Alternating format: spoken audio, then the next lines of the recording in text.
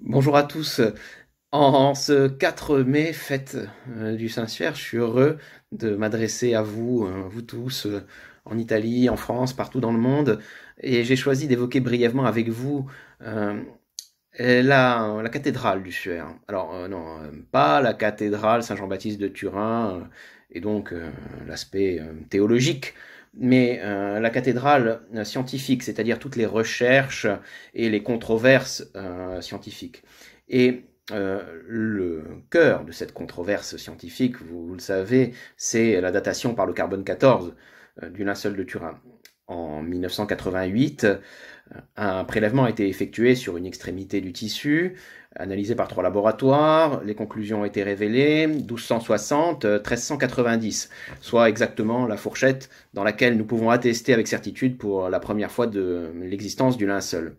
Ça semblait parfait, les résultats furent publiés dans la prestigieuse revue Nature. Pour les partisans de l'authenticité, évidemment, ça a été la douche froide.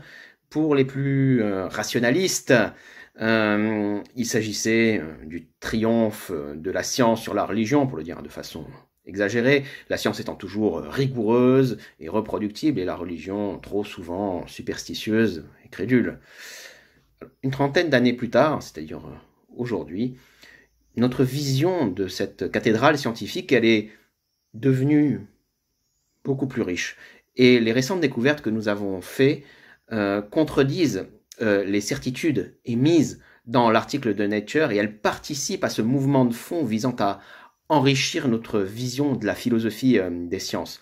Pendant 30 années, les laboratoires n'ont pas voulu communiquer aux scientifiques leurs données brutes, malgré les demandes répétées. Il y avait des rumeurs, mais pas de certitude, et il était impossible de publier un article scientifique dans une revue de qualité, parce que, évidemment, nous n'avions pas de sources fiables. En 2017, j'ai effectué une requête légale auquel le British Museum a répondu favorablement, et je leur en suis reconnaissant, et j'ai eu accès à des centaines de pages de documentation originale, avec la spécialiste du linceul de Turin, Emanuela Marinelli, deux statisticiens italiens, Giuseppe Pernagallo et le professeur Benedetto Torrisi.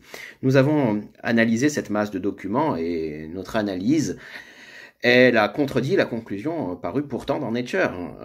À la lumière de ces données brutes, non révélées, eh bien, l'intervalle 1260-1390 n'offrait aucune garantie de fiabilité et de représentativité de l'échantillon. Donc, on comprend mieux pourquoi ces données brutes n'ont jamais été rendues officielles entre 1988 et 2017. Mais ça nous apprend bien autre chose. Car cette contestation que nous avons publiée dans une revue d'Oxford, qui s'appelle Archéométrie, elle s'inscrit dans un mouvement donc beaucoup plus large, celui d'une crise de la reproductibilité en science. Il s'agit de la difficulté de reproduire les conclusions de beaucoup d'études majeures. Et cette crise, elle ne touche pas seulement les sciences dites humaines, la psychologie, la sociologie, elle touche aussi des sciences qu'on pourrait croire un peu plus dures, car oui, au cours des 20 dernières années, nous avons mieux pris conscience, tous, que le scientifique reste un être humain, et oui, un être humain trop humain, et qu'il n'est pas immunisé contre toutes sortes de biais.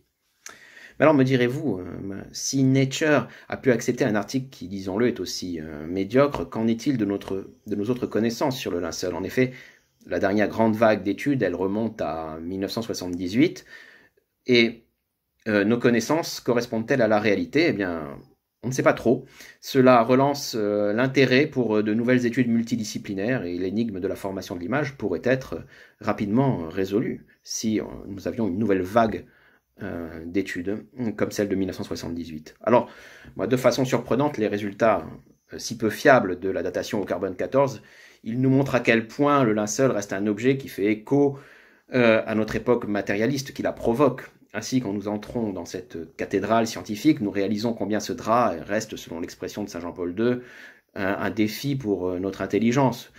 D'expérience, je peux témoigner que cette cathédrale scientifique peut nous mener à la cathédrale théologique, après m'être intéressé au linceul, après avoir pris conscience de l'importance de la science et de la foi qui se renforcent, après avoir pris conscience de l'importance de l'apologétique afin de nous convaincre de changer de vie. Je suis entré en 2016 dans une autre cathédrale, la cathédrale d'Ajaccio, pour y être baptisé.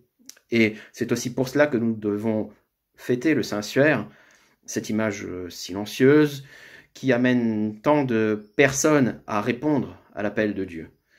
C'était cela que je voulais partager avec vous aujourd'hui, souligner. Merci à vous tous et bonne fête du Saint-Suaire.